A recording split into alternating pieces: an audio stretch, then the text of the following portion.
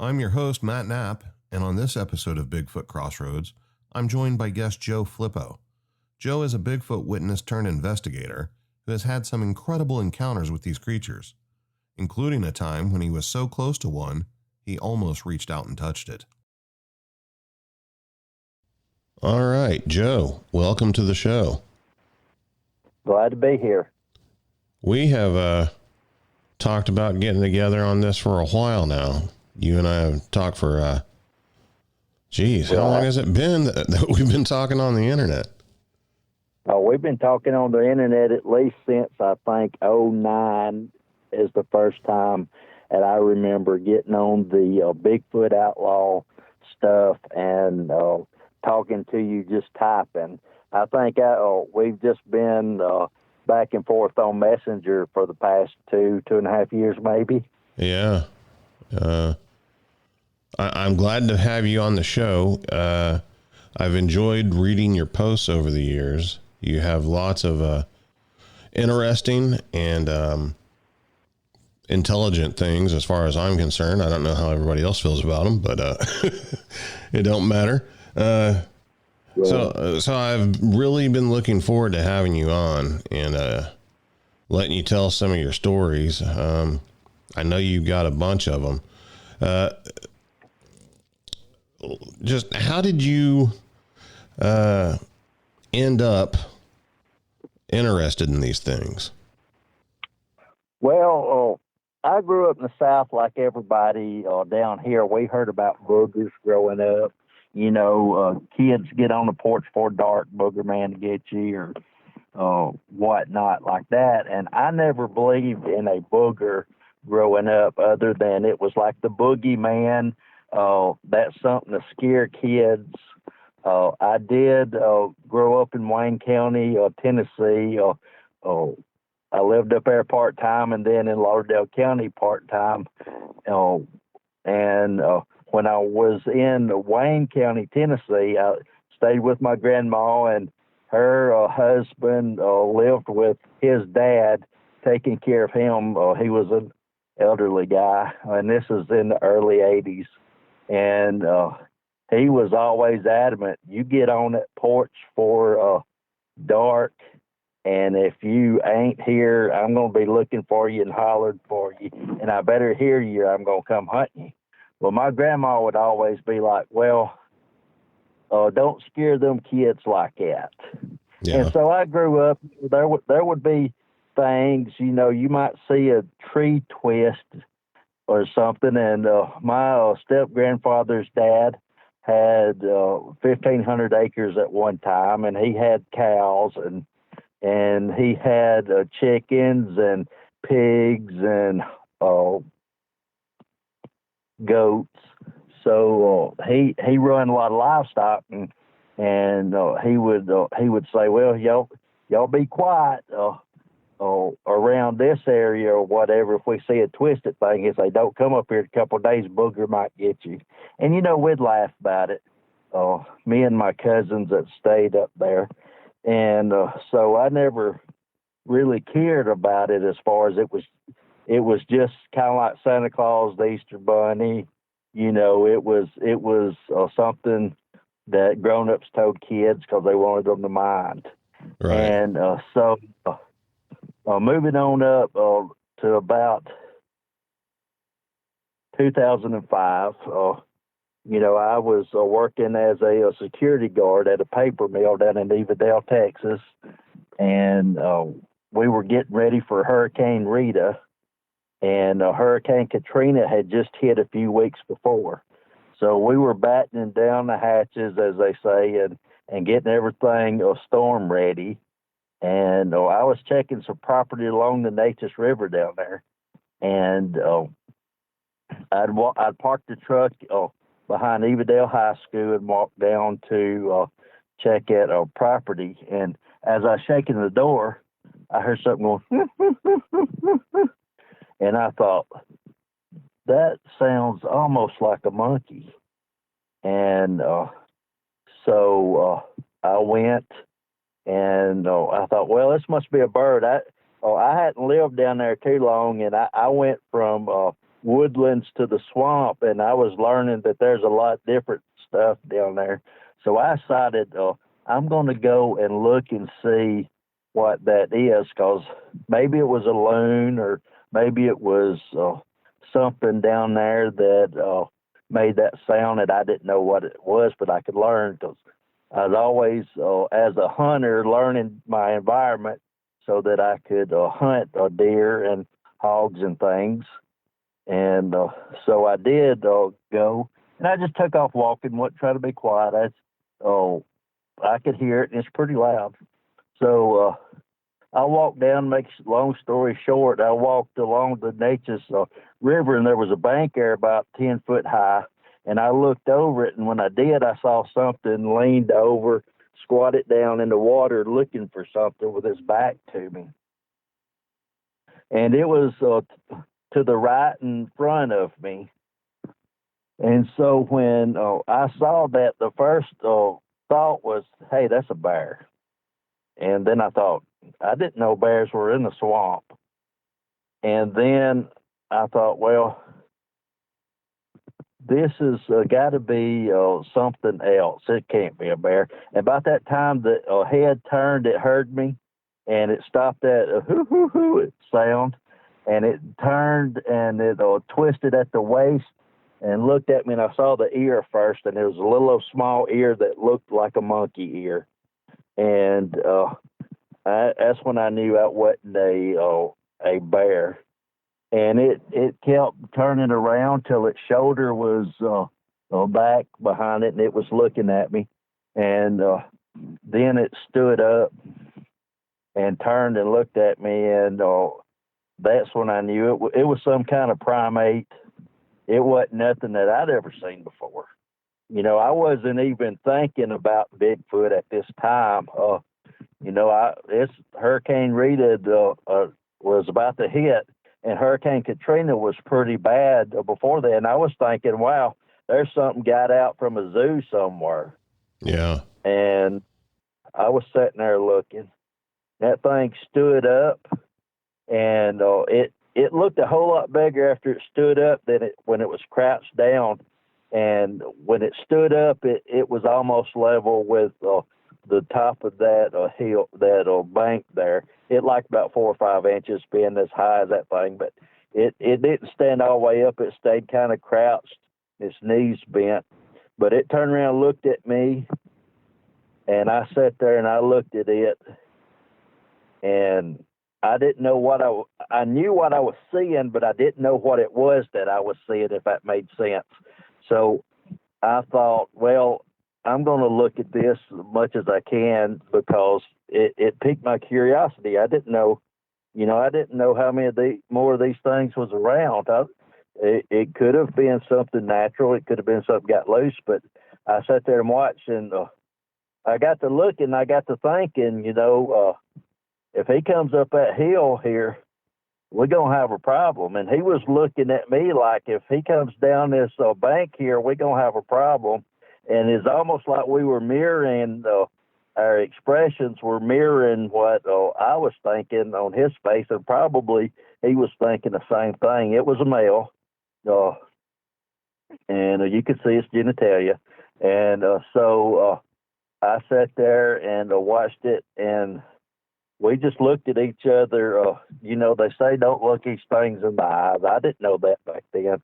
I looked it up and down. It would look at me, and when we locked eyes, it would drop its head, and it made a display of dropping its head, its chin to its neck, and then it would look up at me again and do like that, and drop his head, and then he after a little while, when he seen that I wasn't moving and I wasn't really responding,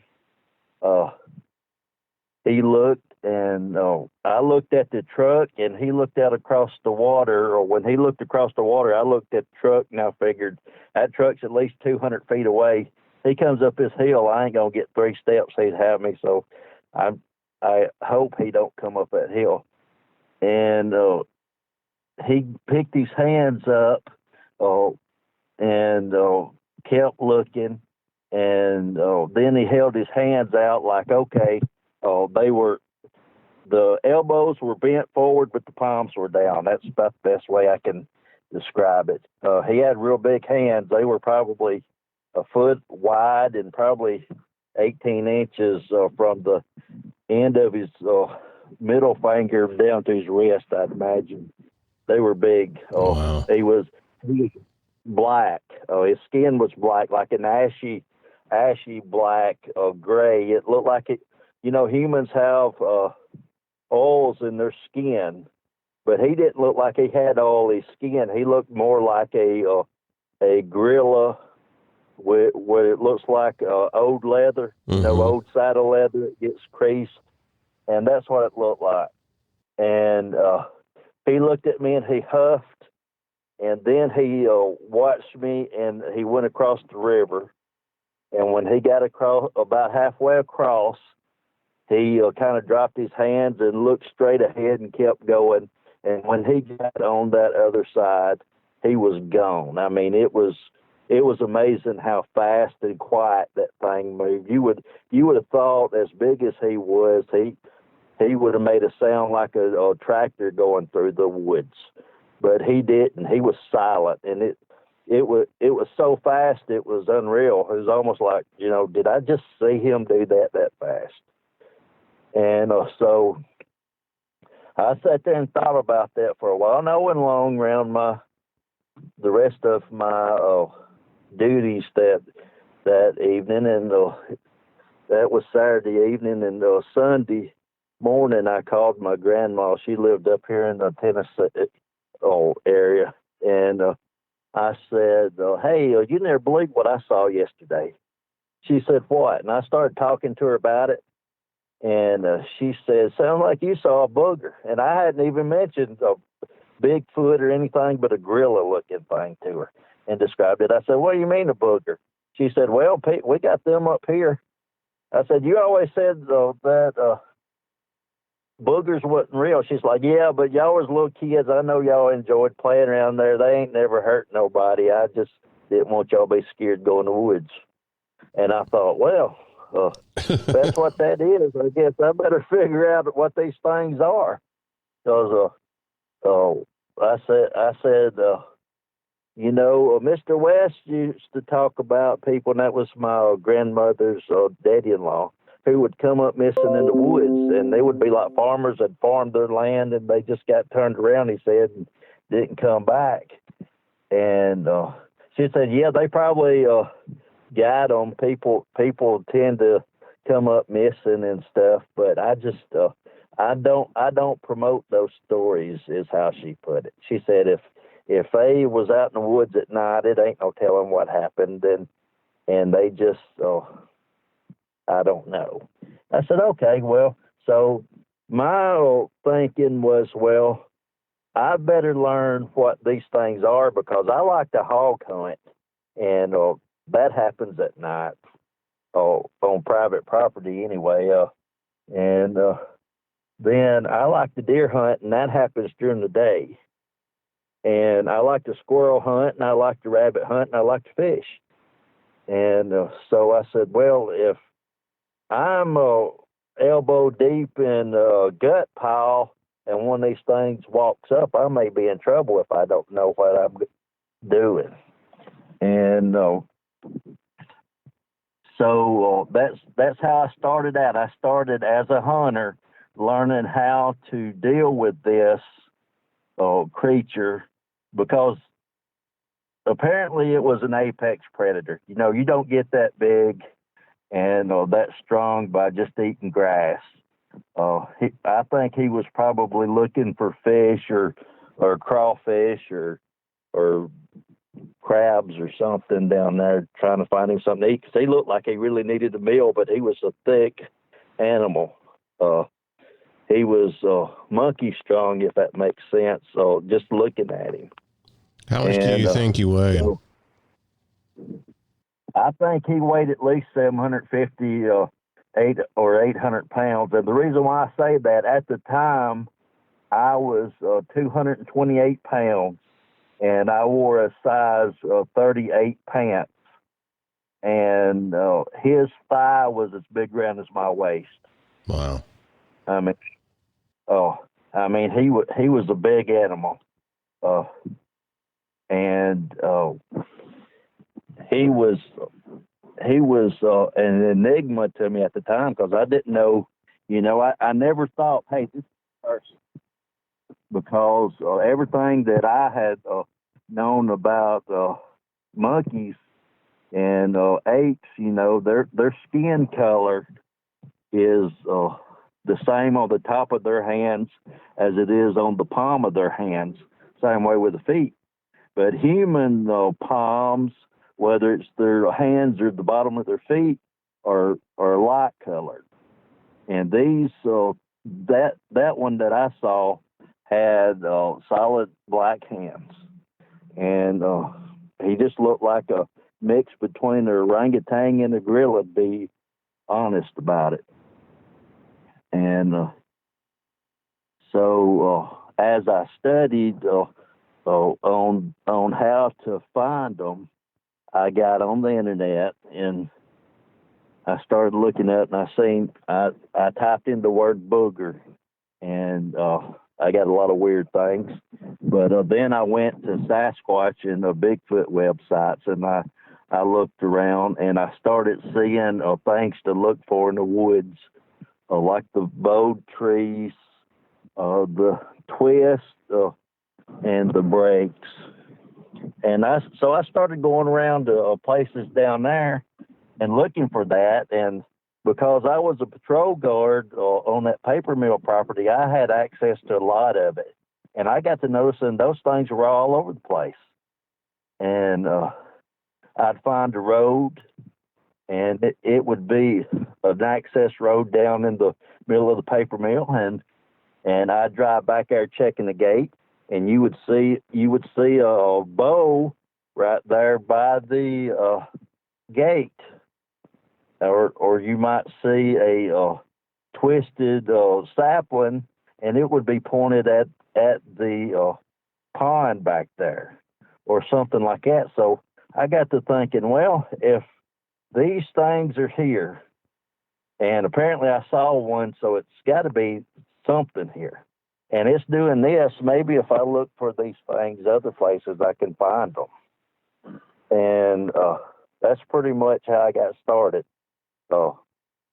And then it's kind of like opening Pandora's box. Once you answer one question, you have 5 jump out at you. And then you think, well, I'll go just and see what this far is. And then it leads you a little bit farther and a little bit farther until you're in it neck deep. And I don't even hunt deer and hogs and squirrels and rabbits anymore. I go and find areas where I think these are, and I look for them. And if I'm lucky enough to get where I can get with them, then I observe them. And that is how I got started. Going off of that, you just put it out there, observing them. You have told a few stories and said some information on the internet that I've read about observing these things out in the woods. Right. And that's not a claim that a lot of people can make. If you could, I know it's kind of a a delicate subject, but how have you managed to get yourself in the position to do that? And what are some of the things that you have observed behavior-wise? Well, how I've managed to do that is just by taking my skills as a hunter and being respectful and not appearing like I'm hunting. If I go, I am more comfortable in the woods, even without a flashlight at night, than I am down in town in a back alley somewhere. And it's because I've spent so much time in the woods that's my comfort zone. Well, I don't go out with a big bunch of lights. I don't take a bunch of camera equipment or anything that's going to make a bunch of foreign noises. I go by myself, and before my dog died, I took him with me. He was kind of like my advanced warning system. But I would go out there and I'd enjoy my walk. I'd find a place that had a lot of potential, and I start walking around in through there. And I wasn't sneaking around like I was hunting anything. I was going around. If I seen something interesting, I stopped and I observed it, and I listened around me. And I just become part of the environment. And, it's not like the first time I went out there, I even seen anything ever on the first time. And after a while, the woods gets to recognizing you, and you become part of it after a while. And you have to do that. You have to become part of that environment for them to come around.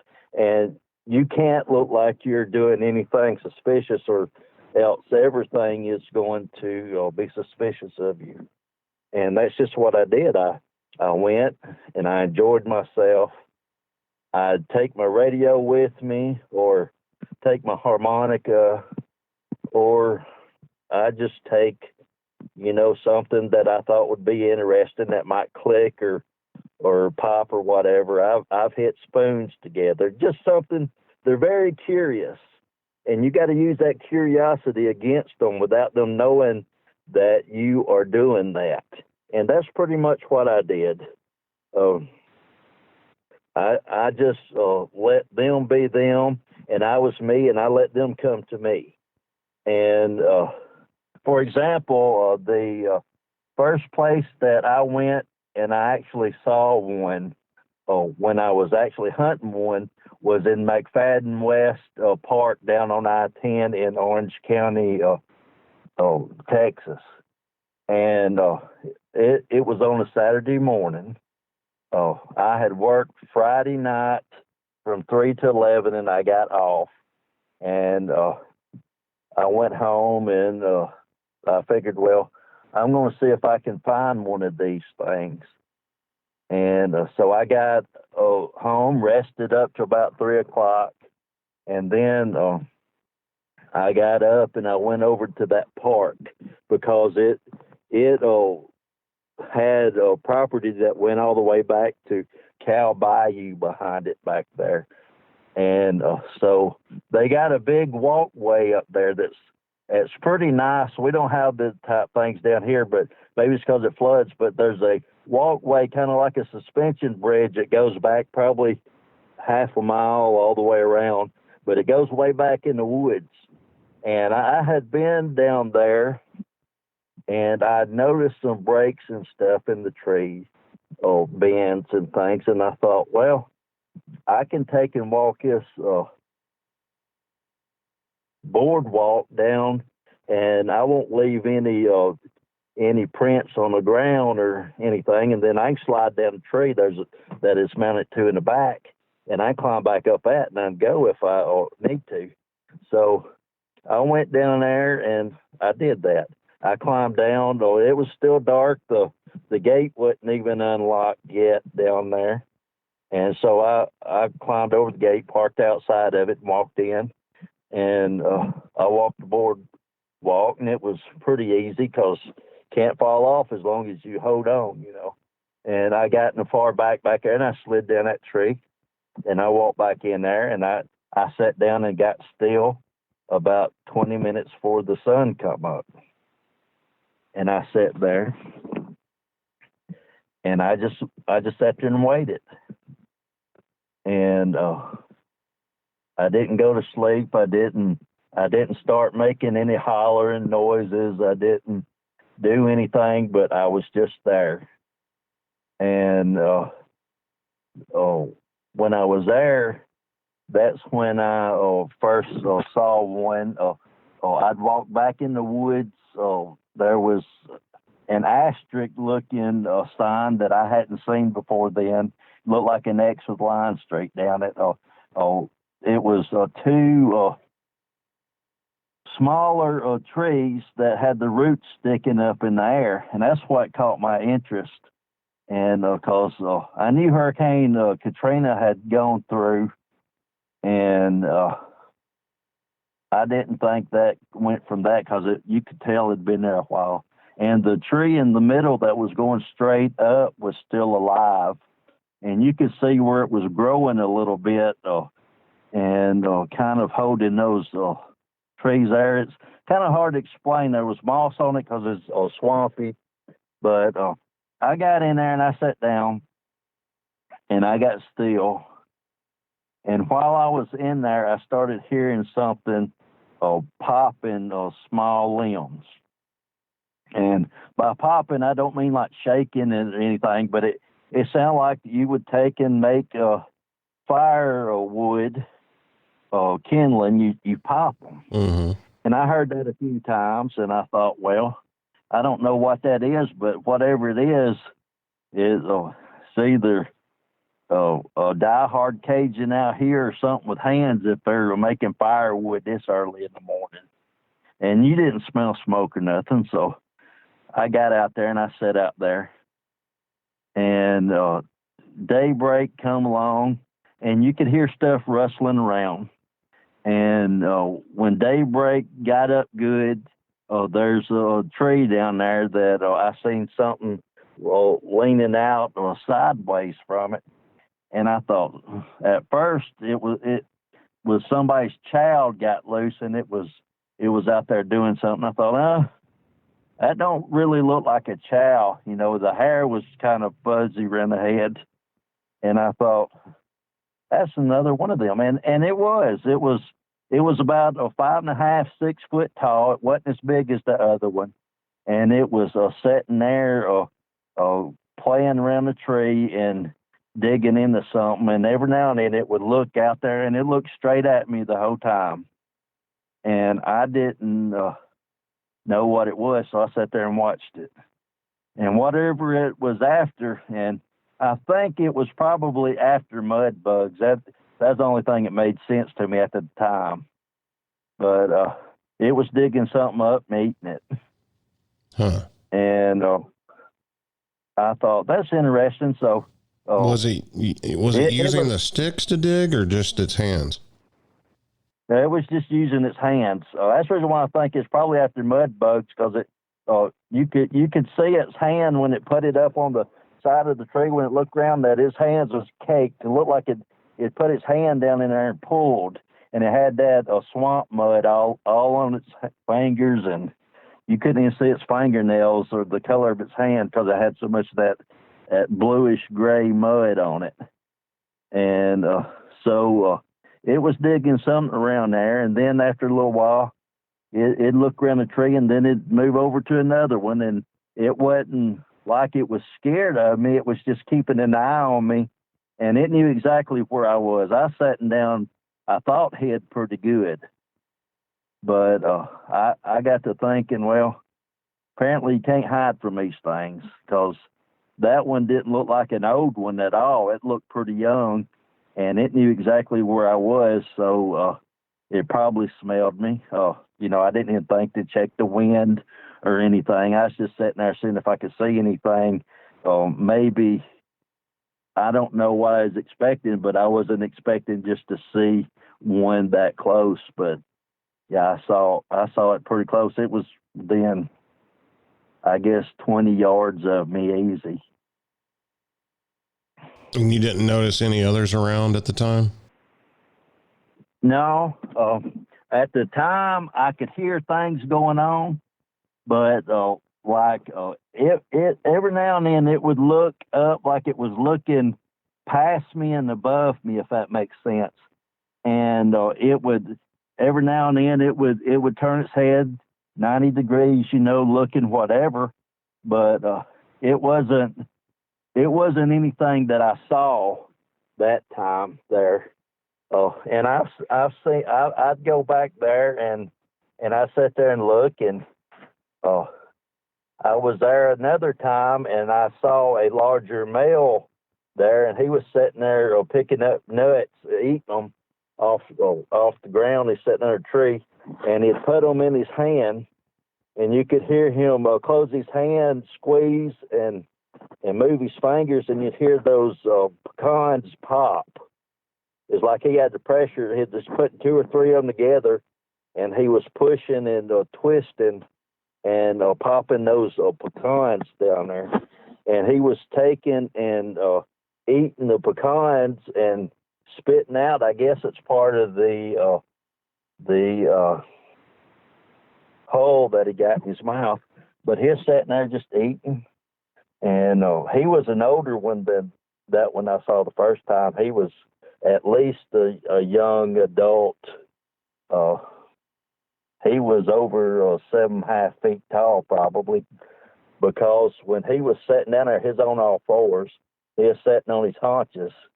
He was sitting there eating, and we heard something crackling through the woods to his left and to my right, and he looked over, and I looked over, and there was this other female, an older female, looked like. She was kind of salt and pepper on her hair, and she was running quadrupedally, like at an angle, kind of like chimpanzees does. And he was looking at her eating, didn't look like there was any worry in the world. And she ran right up to him and slapped him. It sounded like she hit him with a Louisville Slugger. And he turned around and he took off running when she did that, and she chased him.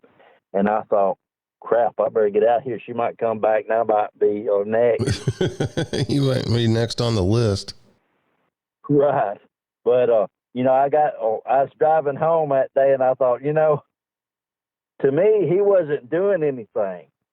But apparently he had said or done something to her, and she didn't catch on to it right away, and he went off, and she sat there and thought about it and decided he really needed to know what she thought about that. And, I saw that, and that makes me think, as I study and listen to other people talk about things, I kind of wonder if the adult female isn't the one that actually runs the younger males off and not necessarily the alpha male. Well, you might be onto something there. Because he was a younger male, she was an older female, and if that's her job as the matriarch to expel the younger males out of the troop or family unit, whatever you call it, that would make sense in what she was doing, or in my mind it would. Have you ever been in a position where you felt scared? Yes. One time, and I've talked about this before. I was down. This wasn't in Texas. After Hurricane Rita, we moved back up to northwest Alabama because Hurricane Katrina's evacuees got all of the rental property all along the coast, and when Rita hit, we didn't have any rental property, so I moved back up here towards home. We had a 21-day-old baby when Hurricane Rita hit, so we needed to take care of him, and so we come back up here. And as I was up here, I started going around to different preserves that I'd known about growing up, places like Dry Creek, Bear Creek, Panther Creek, Second Creek, different places. And then I come along down here to a little place that's Shows Creek Game Preserve. It's in the middle of Lauderdale County. And so I walked through there, and the first time I went through there, I seen all kinds of signs. And there's a horse trail down there, and there's a walking trail down there, and it goes all the way down to Shows Creek and back and all. And there's a lot of steep walking down towards the river down there. And so I'd go down through there, and I'd take Shadow with me. That was my dog. He was a well-trained black lab Rottweiler mix, and he was a good dog. He didn't bark. If something was wrong, he sat there and watched and backed his ears up and squared up on it. He didn't just announce that he was there, but he let you know that there's something there that you didn't need to go down that way for whatever reason. And I'd been going down there for about, I guess, a year and a half at that point. And we were walking down, and there's a bench about, I guess, a mile in on the walking trail where there's a cross trail that goes from the walking trail to the horse trails. And I sat in there on that bench, and Shadow went on around towards the horse trails, and he got about 60 feet up there, and he bowed up on something, and he growled, and I thought, uh-oh.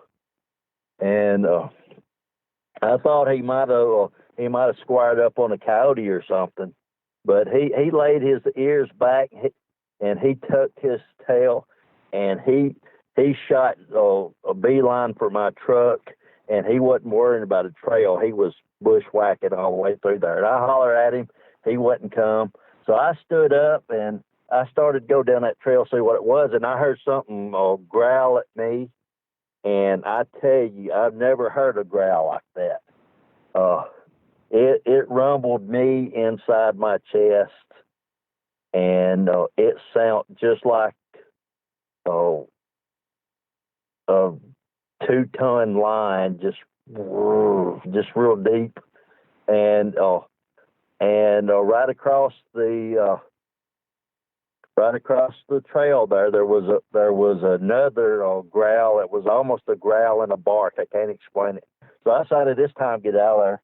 I turned around and I headed back to the truck, and they took off after me.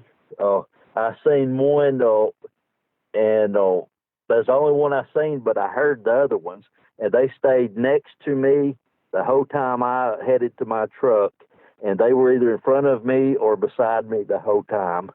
And I thought, wow, this could be bad. And I thought, this may be how they run deer down. And I was thinking for a minute, I might not make it out of here, but if they had wanted me, they could have had me at any time. But they didn't go past the tree line. When I got out past the tree line, headed to the fence, I was looking around. I didn't see Shadow anywhere. I hollered for him. He didn't come. So I went on up to the truck, because usually if Shadow leaves me behind, he's going to be at the truck. And I found him trying to get under my toolbox in the back of my truck. And I opened the door, and he liked to knock me down getting in the cab of my truck. And so we left, and we stayed gone that day. He let you know it was time to go. Yes. And that's the only time I've ever been just worried that, hey, I'm not going to make it out of here this time. But, I've learned over the years that there's things to watch for that keep me from getting to that point. And also, they're not always going to give you a step 1, step 2, step 3 time to pick up on what they're doing. Just like that time with Shadow, they didn't pitch nothing at me or anything. They let me know right real fast it was time to get out there. And the only thing that I can come up with is he probably saw a young one and squared up on it, and Mom and Daddy wasn't happy. And that was my fault, I guess. It was ignorance on my part and Shadow's part. We went down there. It was towards dark, but it wasn't dark yet, and it was in the wintertime. It was about 5:30. I figured I'd get back to the truck around 7. It would be pure. It'd be completely dark then. I didn't have a flashlight. I'd be able to hear things, because I knew those trails pretty well. But it took me 30 minutes to get out there. It took me about 10 to get back, and I was wore out, but I made it out of there. There's a common theory in the Bigfoot world that these things have the ability to produce infrasound and use it to their advantage. What's your opinion on that? Well, I don't know if I ascribe to that, and the reason I can only talk about what I've experienced, and I've never experienced it. I know from studying other animals, if they hit you with infrasound, like they got the tigers that use it. They hit a deer or prey animal with infrasound, so they can freeze it up, and then they jump on them and haul them off. I think if they were using infrasound for a hunting thing, and they hit a person with it, that person wouldn't be there to report that, hey, I got hit with infrasound. However, what I think it is, and I've talked with some other people about it, is that I think that maybe they communicate with each other through infrasound. And a human may ignorantly walk in between that communication and get hit with it. And, infrasound is like electromagnetic pulses. It'll do stuff to the body. But I don't necessarily ascribe to it being a thing that they use on people as a predator on a prey. Mm-hmm. And I don't think that if they use it on people for that reason, there would be anybody around to report it, because you can't outrun them, you can't outthink them in the woods, and they're the best way I can explain how they treat us in the woods is like this. A wolf and a coyote are both canines. Bigfoot and man are both primates. Well, if that wolf is around that coyote and that coyote is there, he's safe most of the time if that wolf's already eat something. However, if that wolf is starving to death and he can't find nothing, and that coyote's the only thing he's seen all day, that wolf's going to eat, but that coyote's not going to be in real good shape. He's not going to make it home. And that's kind of the way that I see Sasquatch and people. More times than not, you're probably going to be okay. Don't trust them. That's not saying go out there and do it just because Joe thinks they're going to be okay, because every situation is different. I've never been in control of a situation when I've seen them in the woods. There's nothing special that I know that says, hey, I tricked them into leaving me alone so I can get out of the woods. No, I got out of the woods to tell my experiences because I followed rules, and I learned that when I see certain things, I need to back on up and get going. And so that has helped me. How many of these things have you seen? I have seen 35 in 14 and a half years. And when I say I've seen 35, that's individuals that I put my eyes on. That doesn't count hearing them in the woods. That doesn't count thinking that I've seen something and not know what it was. That's 35 times that I can say I've seen 35 individuals. And part of that comes from when I lived in Alabama, before I moved to Mississippi, I had an area up there that I lived, and I had a bonfire just about every night, most nights in the summertime. In the wintertime, every weekend, I had bonfires, and I would have these things come up and watch my bonfire. And that I got to observe a lot of them right there around my house, and I learned a lot more about them from that interaction than I did anything in the woods. But they would come up, and I had my backyard about 70 feet behind my house is where I stopped cutting my grass, and that was my boundary. When I seen that first one there, I went back there, and it sounds dumb, but it's what I did. I said, "That's yours. This is mine." And I point, "Yours, mine." And I'd heard old people saying that they've done stuff like that, and they left them alone. And for the most part, that worked. We did have a young female that was about 6.25 feet tall, probably maybe 280, 300 pounds. That I think she was the only young one around there, and she was infatuated with the boys. My boys' toys. My boys at the time were 10 and 11, and I think she was probably pretty close to that developmental stage. She would come around, and you'd tell she'd been there because you could see where she'd put her nose up on the window and breathe in the window, looking to see if the boys were home when they went to their mom's house on the weekend, or you'd hear something messing with the garbage can outside by the front door. And she turned the doorknob one time, tried like she was going to try to come in. I happened to be going out the door, and I grabbed it, and the doorknob wouldn't move. And when I jerked on it, I heard the garbage can. This one of those big garbage cans like the city gives you. It was full of garbage. Next day was garbage day, and she kicked that thing 10 feet away from the house when she took off. I think that was her. She's the only one that I've actually seen come up to our house. But the boys would have toys that would come up missing. They'd be gone 2 or 3 weeks, and they'd come back and it'd be put exactly in the same spot. They had a sponge ball. It was orange colored. It's about a little bit bigger than a soccer ball, I guess.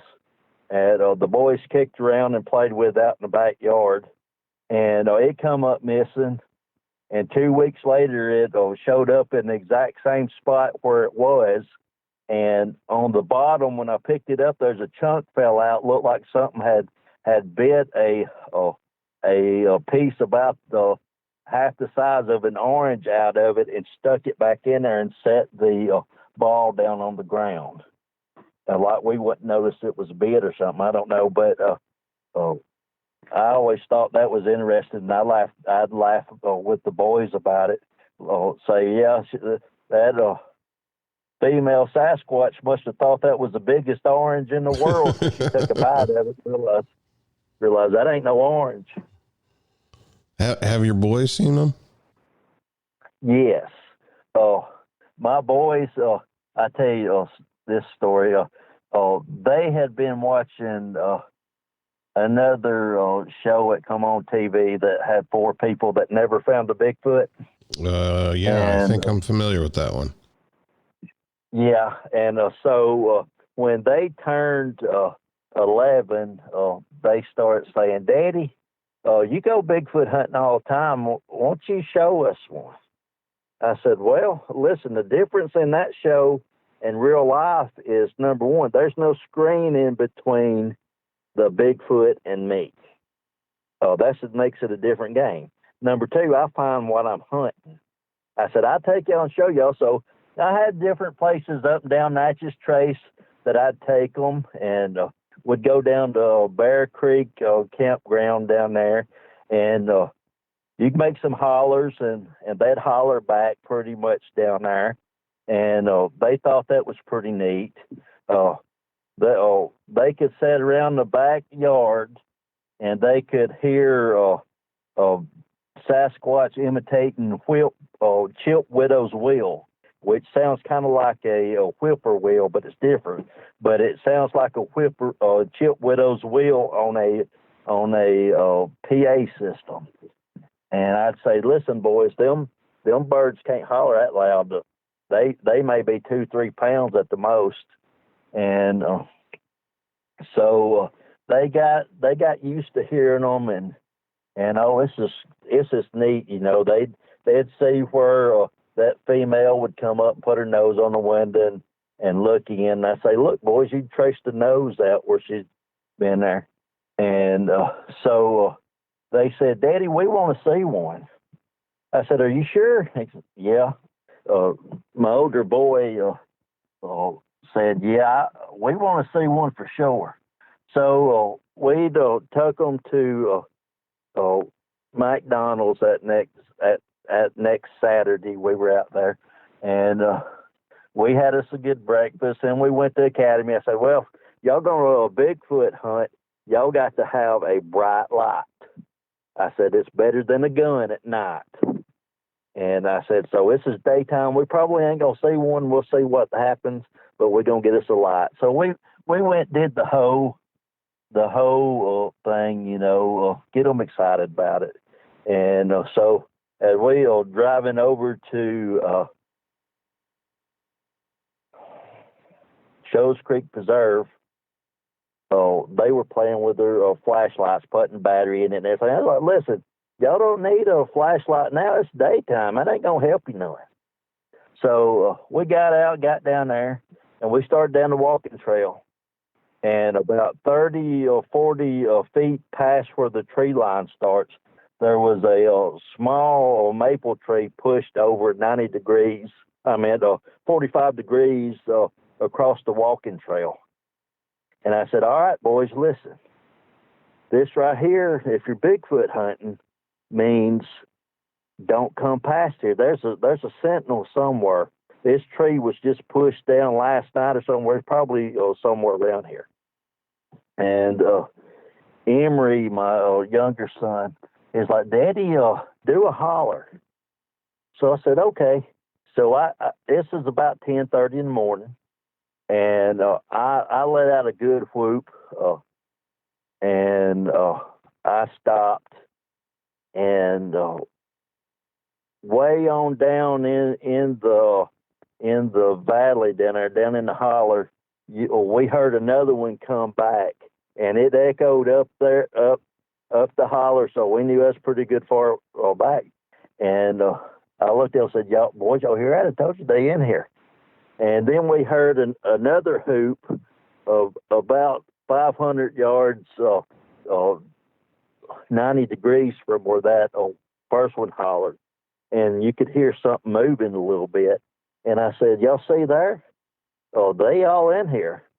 Well, Nathan, my older son, was in the process of saying, Daddy, that ain't no Bigfoot. And about that time, one jumped out of the top of a tree and hit every limb all the way down.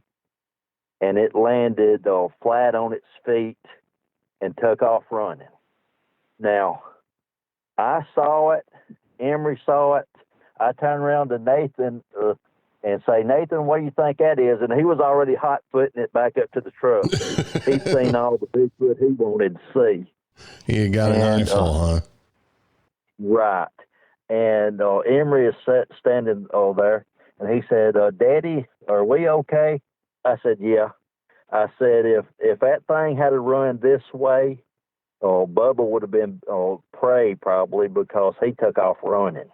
I said, we all right. I said, you go on up to the truck. I'll sit here and watch. But that's probably a young one about y'all's age, probably running to tell Daddy that there's another grown-up down here, and we're going to get out here before Daddy gets down here. That was probably his daddy hollered down there in the woods. So we got back in the truck. Nathan said, Daddy, they never find Bigfoot on TV. He said, I think I've had all the Bigfoot I can handle right now. I said, really? He said, yeah. He said, I thought you was just taking us in the woods and enjoying a good walk and trying to get us excited about the woods. He said, I don't think I need the Bigfoot hunt anymore. I said, well, you'll get over that. But he hadn't yet. But my younger son, he was real observant. He is completely opposite. And he said, Daddy, was that a Bigfoot I seen? I said, well, tell me what you seen.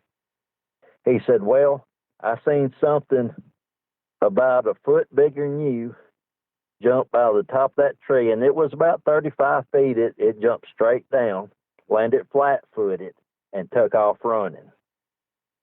He said, "Daddy, that's what I saw." I said, "What color was it?" He said, "It was blonde or light brown." I said, "Yeah, you saw what I saw." I said, "Now listen, what animal do you know of can do that?" I said, "That's a high place. That's almost 3 stories, if almost 4 maybe." He jumped down and he hit every limb coming down and landed on his feet and took off running. I said, "I'm not going to tell you that's a booger." I said, "But what else in this woods can do that?" He said, "I don't know. I have to get back with you on that. But I think that's probably a booger."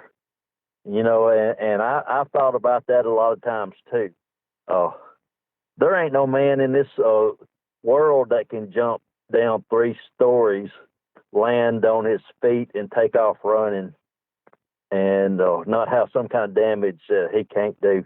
That's got to be some dense bones, thick hide, strong ligaments or something. I don't know, but you take that with a grain of salt. But I don't know what something did it. Us 3 saw the same thing, and it jumped out of the tree, about 35 feet up, hit every limb on the way down, landed on its feet, and took off running on 2 legs, nearly fast as a horse. And it was going through some thick stuff. So it may not have been a booger, but I don't know what else it could have been. Wow. I just saw a video earlier today of a gorilla climbing down out of a tree. I know they don't go into trees very often, but they do it. Right. And then it showed another one that dropped down a good 2 or 3 stories up, just let go and fell to the ground. Right. So that's actually something that other known primates or apes do. I'm not saying that these things are primates or apes. I don't know what they are, but right. You touched on that a bit earlier. Where's your head at right now about what these things are? Well, I've probably changed my thinking on them as many times as I've changed questions I've chased. They're very human in their actions, but I don't think they're human. Also, they're very non-human primate in their actions, but I'm not so sure they're necessarily an ape either. All of them that I've seen, I wouldn't have a problem saying definitely they're not a man, a modern man, prehistoric man. No. I would say that they were closer to an orangutan. If Gigantopithecus didn't go extinct, I could see where it would be a Gigantopithecus. But I kind of think it may be, the native people say they're a really old people or a really old tribe. And what most people that aren't Native American don't understand is just because it's a tribe doesn't mean it's a man. You have the horse clan, you can have the wolf clan, you can have the insect clan, whatever, and that's their way of saying species, because they didn't have that word species. And they could very well have been a ancestor to orangutans before the continent split. And I don't believe in evolution. I think things devolve. I don't think they get better. I think they devolve. And I could see where one of those things with a lot of time could turn into an orangutan or a Gigantopithecus. But if it was over here, the North America and South America are the only two continents that don't have some kind of giant ape.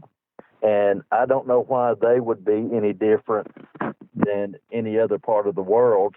There's apes all over this planet, and I don't think that humans have a monopoly on forward thinking or woodcraft or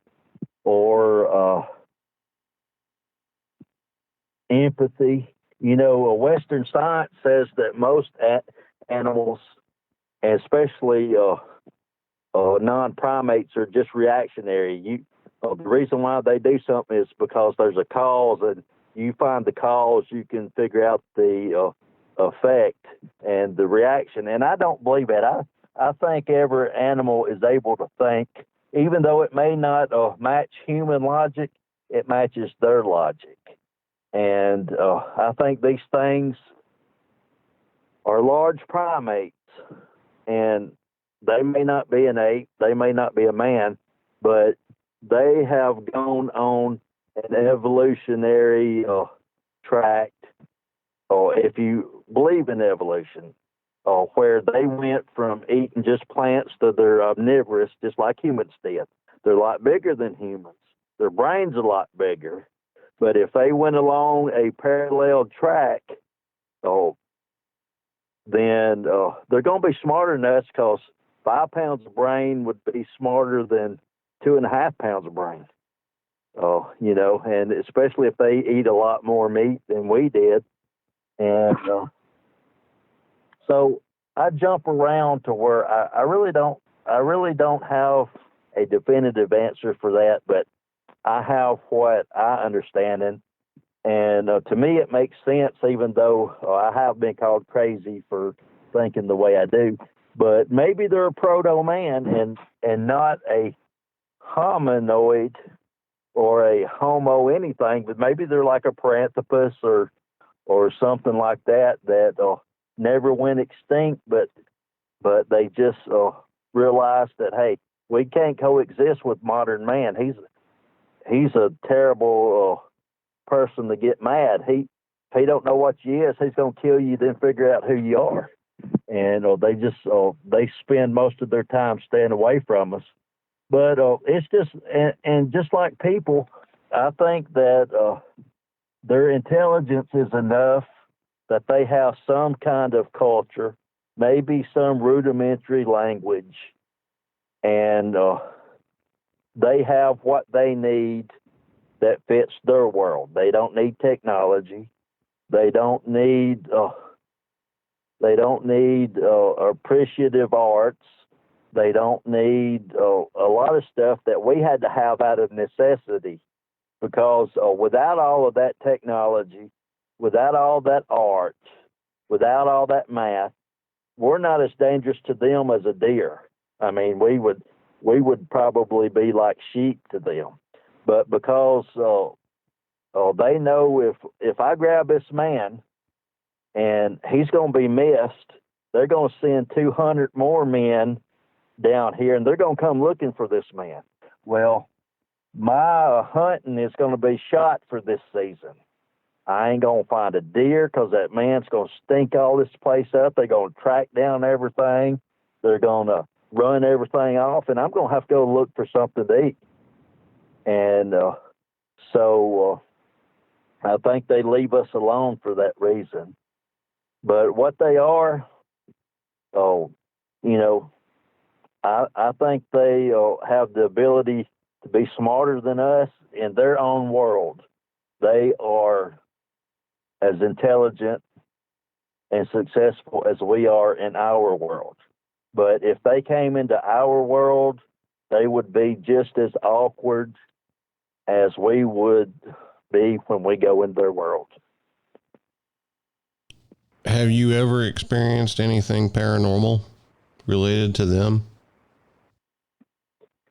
No, not related to Sasquatch. I've never, and the closest I can say to that is I saw one in a field one time, and I drove right up on him. Oh, I turned. I was on duty at one of my job sites as a patrol guard or graveyard shift, and I pulled up and I hit it with the floodlights, and I got off, and I thought somebody was playing a joke on me because I'd reported that I saw a gorilla up in a tree 2 weeks before, and I pulled up, and it was standing there in the middle of the field, and I got out and I kept the floodlights on it, turned on. I had a million candle watt spotlight, and I lit him up.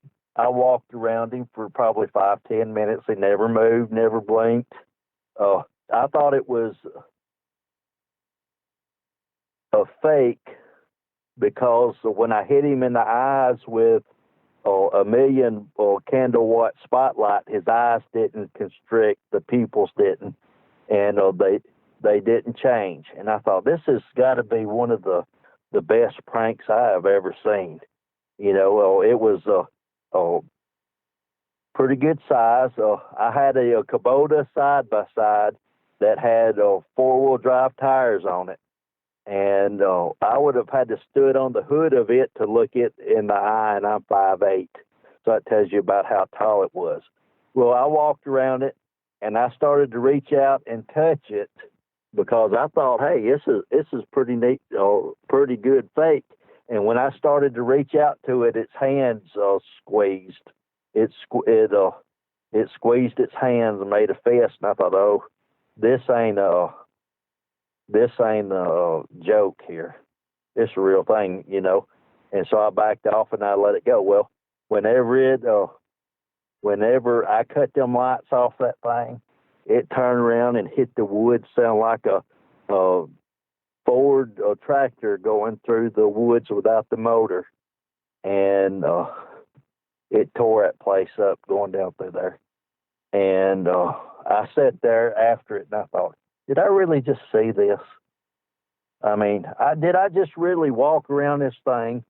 And I sat there a while and I went back, looked at the footprints and all. So my supervisor come in and I asked him, I said, hey, you think I'm crazy? He kind of laughed at me. He said, I don't know. Sometimes I wonder. And I said, well, I want to show you something. I ain't going to tell you nothing. I want you to tell me if this was here. So I drove him over to the spot. I said, it had been raining for about a week prior to this, and it's about 2 or 3 days after it quit raining, but the ground was still smushy down through there. You could see tracks. I stopped. I said, all right, look, this is where I stopped on the Kubota. I said, come here. We got out, and he's a turkey hunter too. And I said, I want you to look at this. I showed him, I said, this is where I walked around. I showed him my footprints where I walked around it. And I said, I want you to notice those footprints in the middle of what I walked around. He said, okay. I said, now, I want you to watch this. And I showed him where the animal pivoted on its footprint and took off. The first step he took after he made that first lunge was about 15 feet from where he stood still. Don't know how he did it. Can't explain how he did it. I just know that's what I saw. And then we went and I showed him where it walked or where it ran, took 3 steps, and it was in that thick brush. And I said, was that there yesterday? And he seen where that thing started. He said, no, it wasn't there yesterday. I said, all right, well, I actually seen this then. And I told him, I said, what I saw and everything. He said, I believe you. He said, I don't think you could tear that up down through there without leaving any kind of sign down through there. I said, I didn't. I ain't going down through there. He said, I don't blame you. Well, he called the game warden, had game warden come down there and look at it. And game warden told us, said, look, stay away from the deer bedding areas, and you'll be okay. He said, it's wintertime, they probably out hunting. And I said,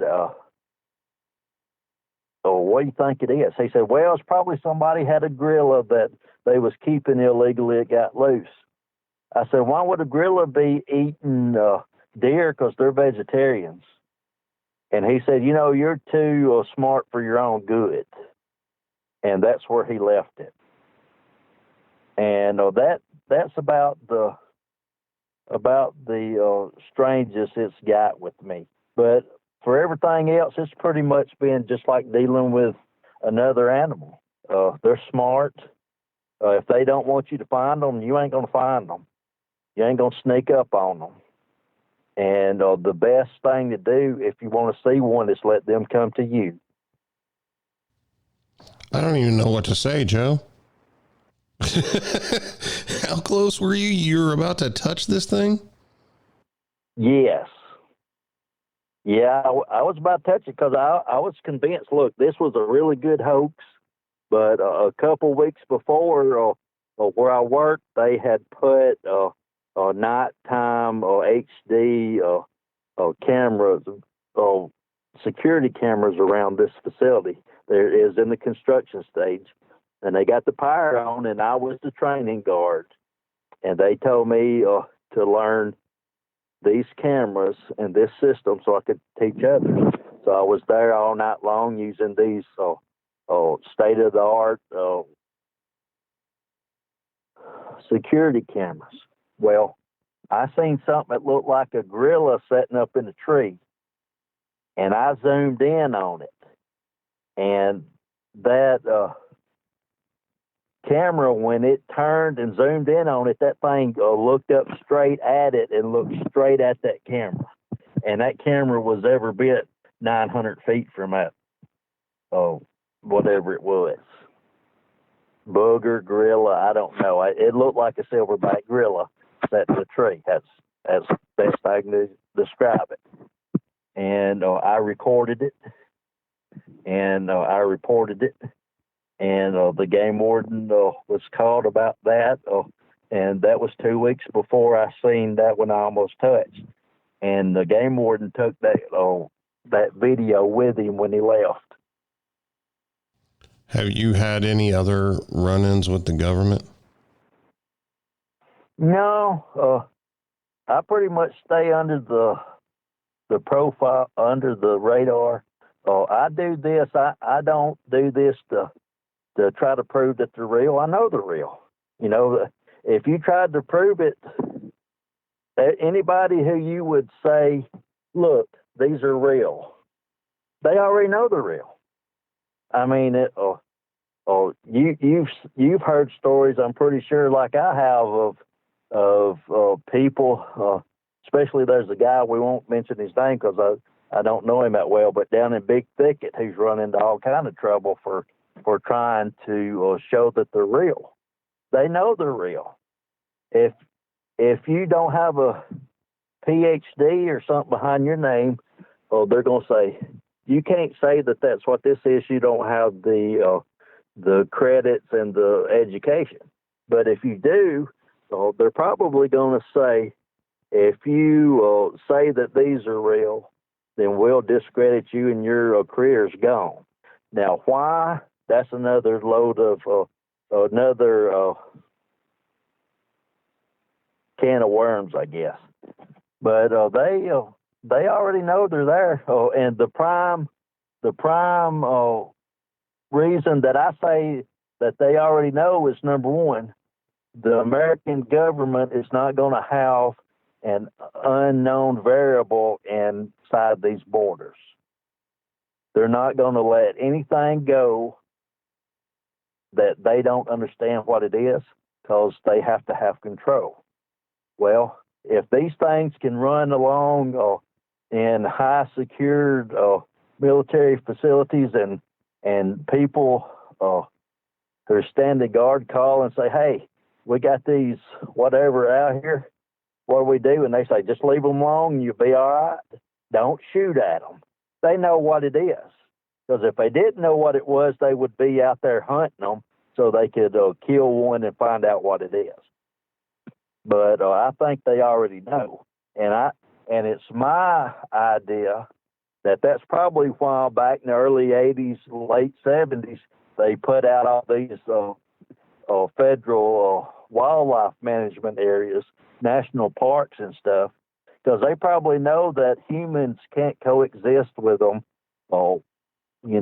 and they've got to have room to run around and exist too, because they're a lot stronger than us.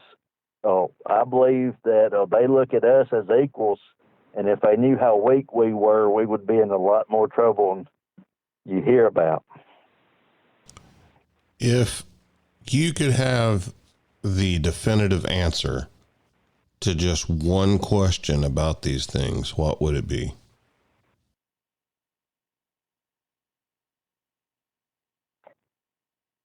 One question. Wow.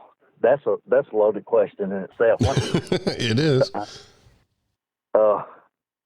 I guess if it was just one question, I would want to know why the government doesn't just admit that it is what it is. And they may be having a plan to come out with it, but I don't think it'd be in our lifetime. They say they discover an animal, and it's like a 100 or 200 year process for Western science to actually discover an animal, kind of like the gorillas in the 1940s. People have been talking about them for years, the natives. It was a matter of fact of life to them. Well, it took a Western European scientist who probably had no clue what anything was that stumbled across them to kill one, cut his head off, and bring it in for them to say, look, this is what they're talking about. And that's how they found those apes, those gorillas, I mean. But I don't think that'll happen with the Sasquatch. I've never seen where they weren't any in the general vicinity. And now I'm not talking about right there holding hands that close, but anywhere within a mile, there's probably, if there's one, there's probably, I've seen 3 together a lot of times. The most I've seen is 9 at one time, and they acted like a bunch of gorillas. I saw that down there in Louisiana, and that more than anything convinced me that they were probably more non-human primate than some kind of proto-man. Have you noticed any regional differences in them between the different areas that you've seen them? Well, I saw the one in Texas. They look more like a gorilla, almost like a belly ape, I guess, more than a gorilla. It's kind of like they had a chimpanzee look to them with a gorilla forehead. I don't know. I can't explain it, but it's not that they look like that. That's just the closest thing I can tell you about. Up here, they look more like and up here I'm in northwest Alabama, northeast Mississippi area right now. The ones I seen in northwest Alabama, southern Tennessee, they look more like a messed up chimpanzee.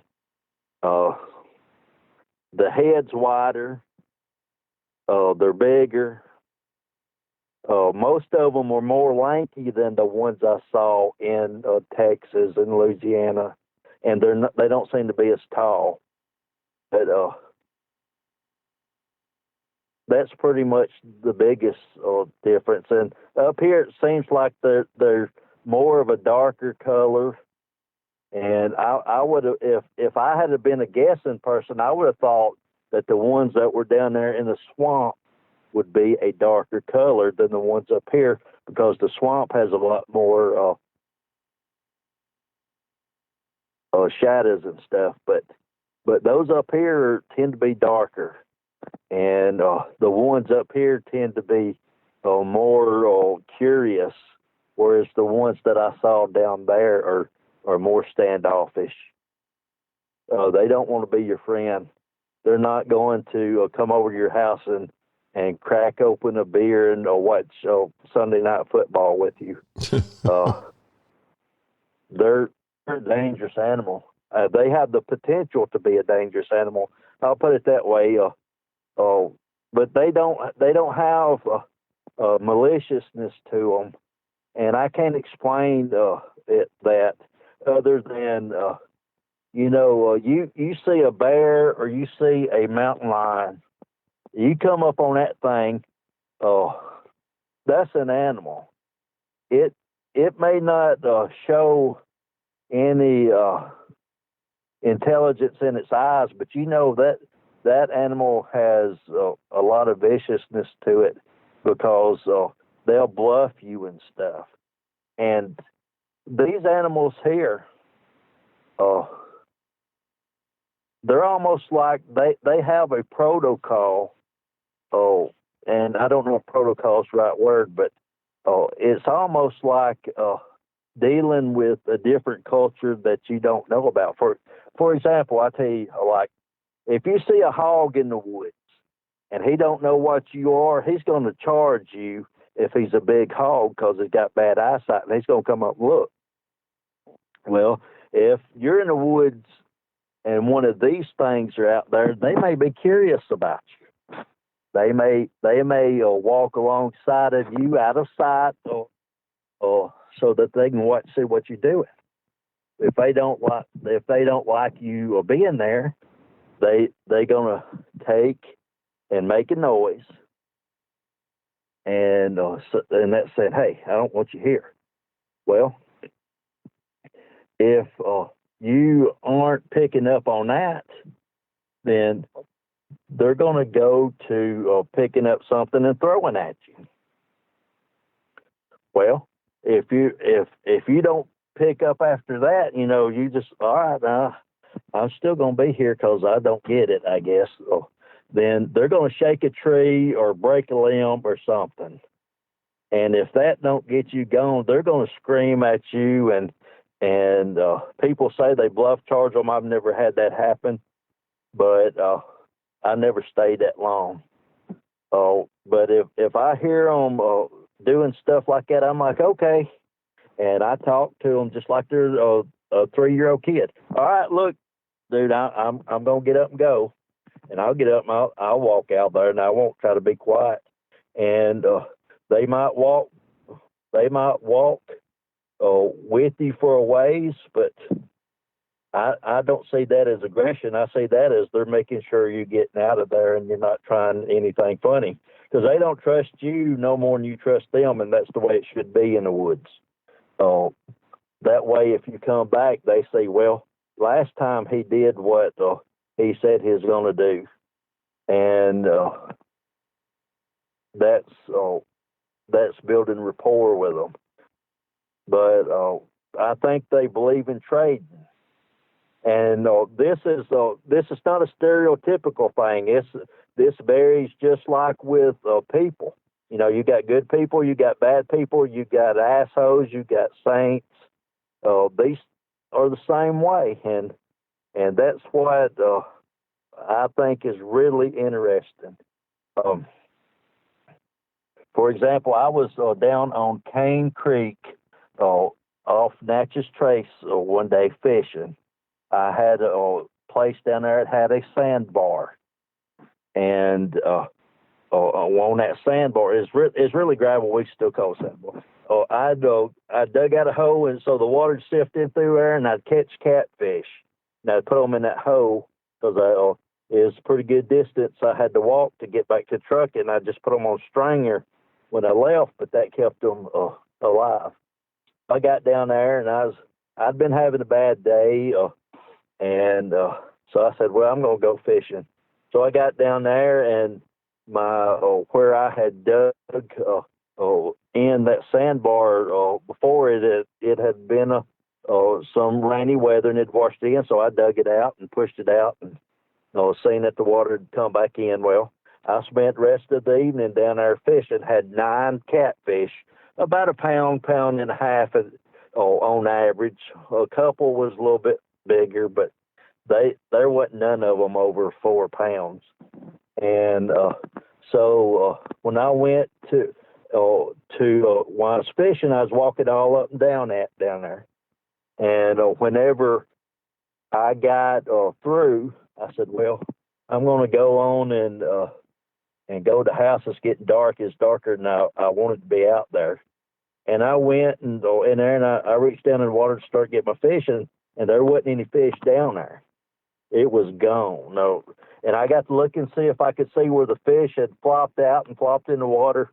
There wasn't anything there. So I got to looking around, and I seen a set of footprints that was about 13 inches or 14 inches long. And walked up there, and you could see where it got down on its knees.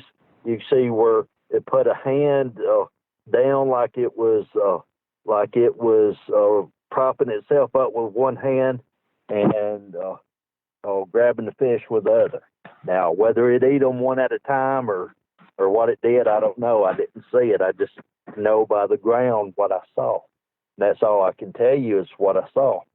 So I sat in there kind of mumbling under my breath, complaining. I had a rough day, and then all these fish I caught them for nothing, apparently. So I got back up and got my tack and stuff together and walked back up to the truck. When I got up to the truck, it done got so dark, I was going more by memory than I was by sight, because it done got dark and the moon hadn't come up yet or nothing. And I looked and I could see something white by my driver's side door up there. And I thought, what in the world's that? And it's about 2 foot tall.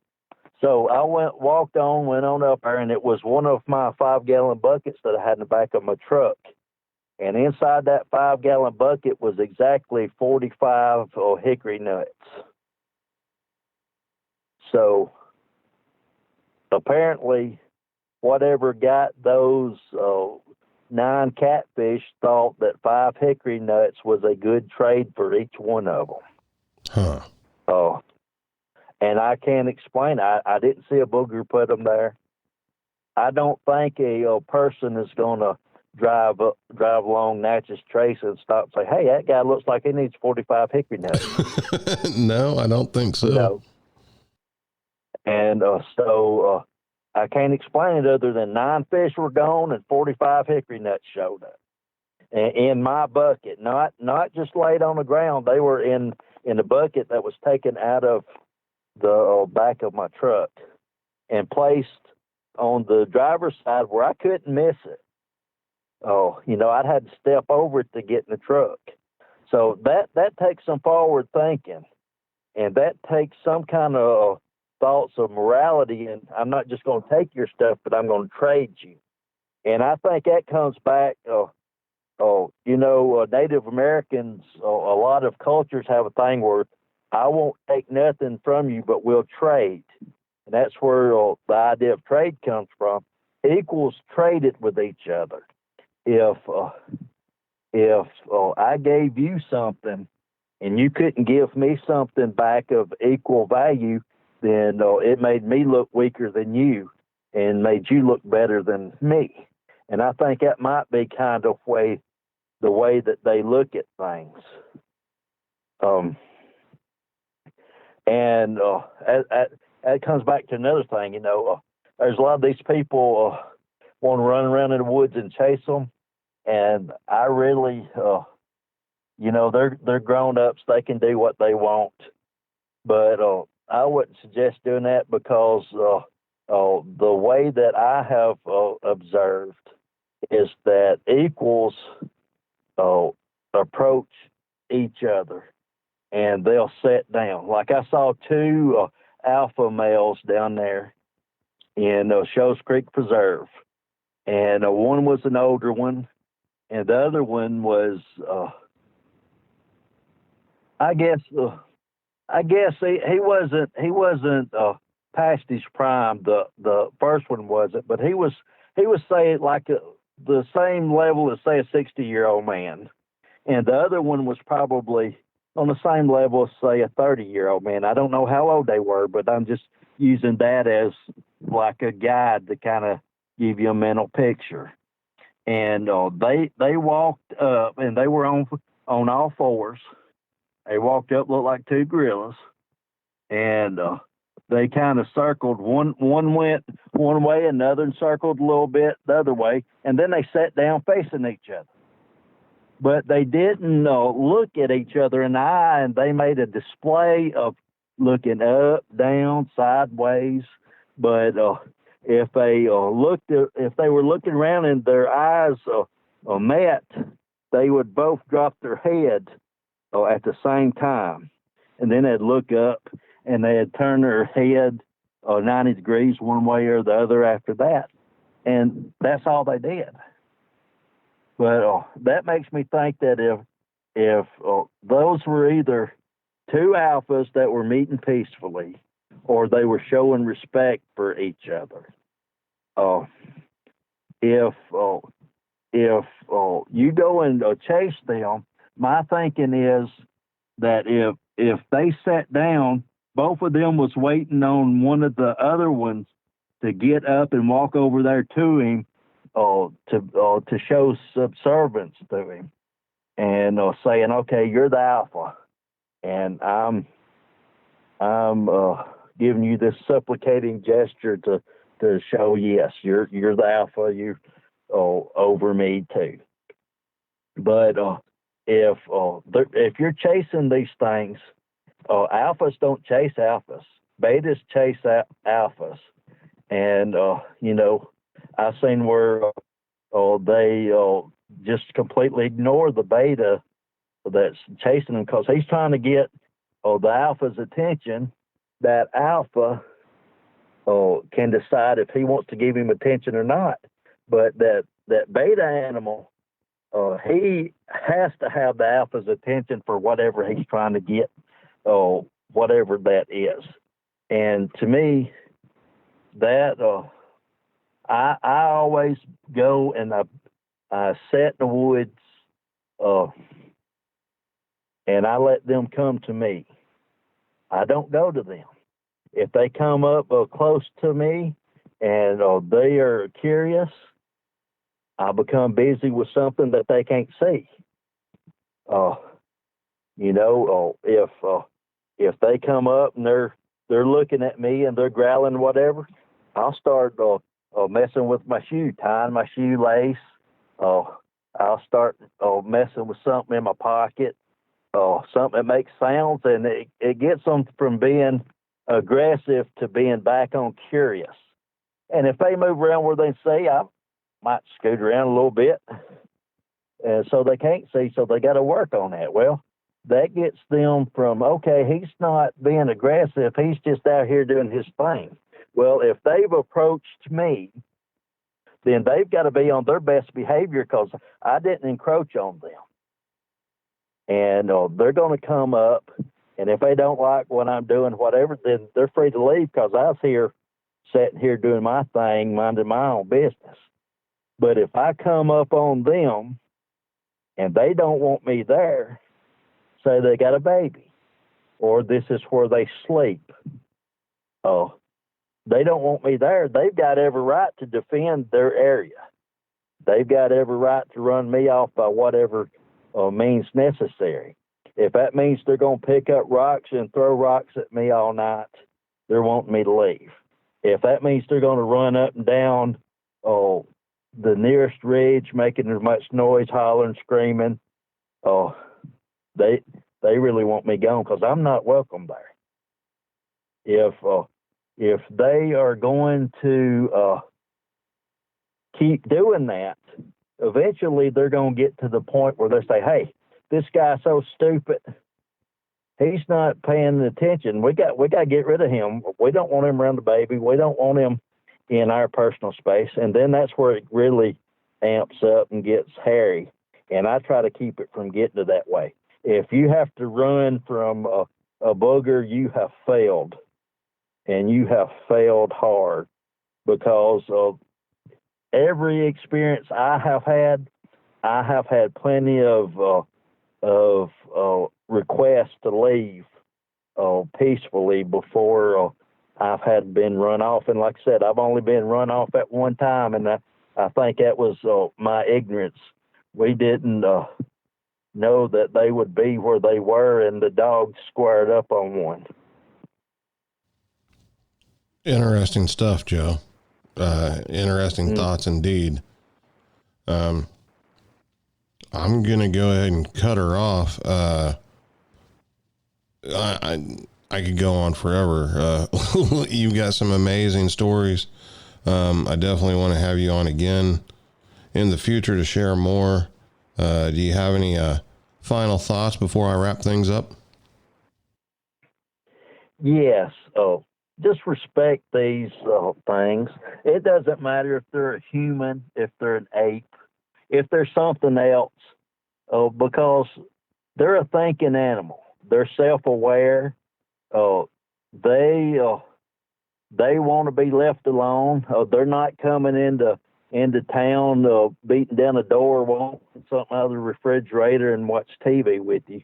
They don't need us. They need nothing from us but us to leave them alone and let them be happy and live their life.